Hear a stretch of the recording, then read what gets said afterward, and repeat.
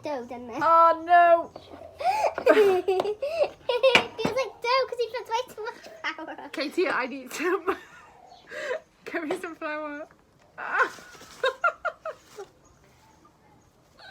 I need loads of flour. Better to have it on your hands I before. can't. Add a bit of activator on your hands. Right, okay, I'm stuck.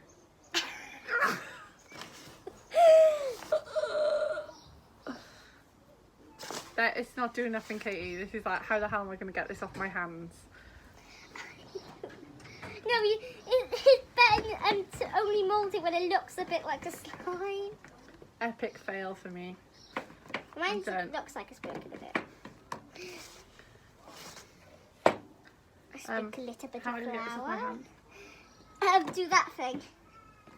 Katie, seriously? It's because you made too much flour, so it's like dough. It's all over your ring.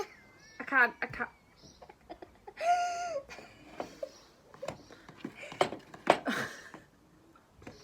because you put too much flour, so it tastes like dough. That's why you don't put too much margarine soda or flour, because it makes it feel like dough.